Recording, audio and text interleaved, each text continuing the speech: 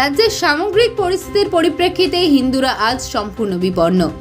এই মর্মে শুক্রবার বিজেপির পক্ষ থেকে একটি আলোচনার প্রস্তাব আনা হয়েছিল, কিন্তু বিধানসভার অধ্যক্ষ অধিবেশনের মধ্যেই পরিষ্কার জানিয়ে দেন এই নিয়ে আর বিস্তারিত কোনো আলোচনা করা যাবে না।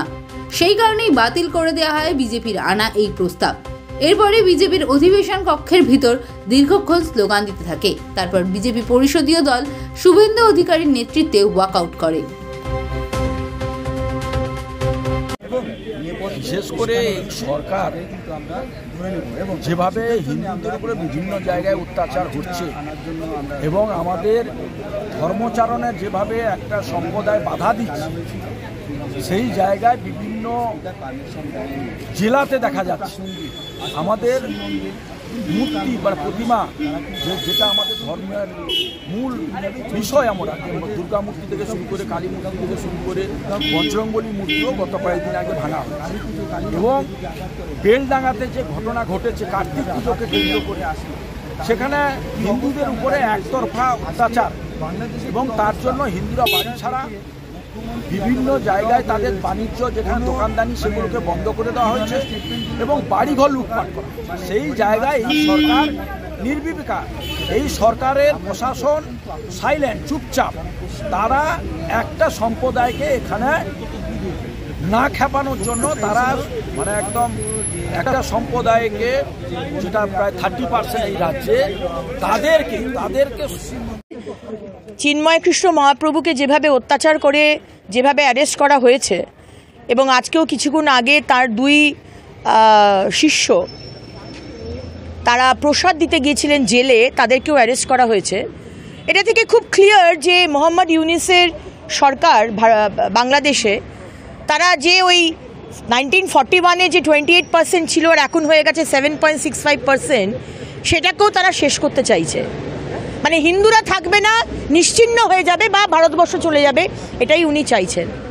এবং আমার অবাক লাগে আমাদের মুখ্যমন্ত্রী, যিনি ওয়াকফ বিল নিয়ে 30 তারিখে সমাবেশ ডেকেছেন, যিনি আমরা শুনতে পাচ্ছি ওয়াকফ বিল নিয়ে প্রস্তাব আনছেন বিধানসভায়, আজকে হিন্দুদের যে কচুকাটা করা হচ্ছে সেটা নিয়ে তার কোনো প্রস্তাব আনা বা কোনো সমাবেশ করা, সেটা নিয়ে তার মুখে কোনো স্টেটমেন্ট নেই।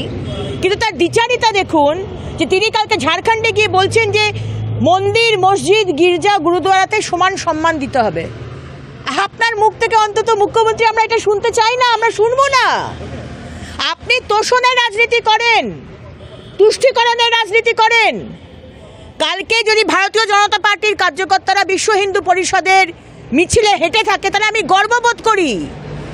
আপনার দলের হিন্দুদেরও হাঁটা উচিত ছিল, সেটা না করে আপনারা আজকে রাজনীতি করছেন। আসলে বর্বরতা আর মানবতা দুটোর মধ্যে লড়াই।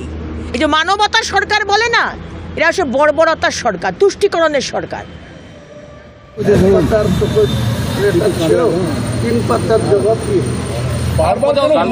কেন আপনাকে কি টার্গেট করা হচ্ছে মনে হচ্ছে? এই ব্যাপারে আমি কিছু বলবো না, যেহেতু আমাদের সম্মানীয় নেত্রী আমাকে কালকে বলেছেন যে সকলের আমি কোথাও কি মনে হচ্ছে না দলের অন্যরাও তো নানা কথা বলছে, তাদের বিরুদ্ধে কোনো শোকজ হচ্ছে না? সেটার ব্যাপারে আগামী দিনে আমি মানুষকে নিয়ে আন্দোলন করব। মুর্শিদাবাদ থেকে আমার একটি আন্দোলন হবে। গ্রামীণ এলাকার মানুষ, আমরা মুর্শিদাবাদের গ্রামীণ এলাকার কৃষক পরিবারের ছেলে, তারা কোনো কথা বললে তাদের ক্ষেত্রে ডিসিপ্লিনারি কমিটি অ্যাকশন নেবে। আর যারা বিশেষ করে ভবানীপুর কেন্দ্রের এলাকায় বসবাস করে, কলকাতার কেন্দ্রিক যারা থাকে, তাদের ক্ষেত্রে নিয়মে বিচারের আম জনতার কাছে নিয়ে যাবে। আপনি যে এলাকার কথা বললেন সেখানে 5 জন মূলত থাকবে, মমতা বন্দ্যোপাধ্যায়, কল্যাণ বন্দ্যোপাধ্যায়, কাকে উদ্দেশ্য করে আপনি তো ভালোই বুঝতে পারছেন, তাতে কল্যাণ বন্দ্যোপাধ্যায় নিশ্চয়ই তার মধ্যে কল্যাণ বন্দ্যোপাধ্যায় ভট্টাচার্যকে যেভাবে গত কয়েকদিন আগে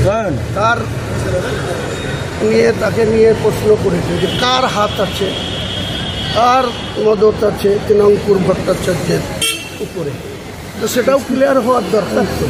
কারণ তিনি সেটা বলে কেন পার পাবেন, তেনাকে কেন শোকজের আওতায় আসবে না। আমি ডিসিপ্লিনারি কমিটির কাছে এই প্রশ্নই তো রাখছি।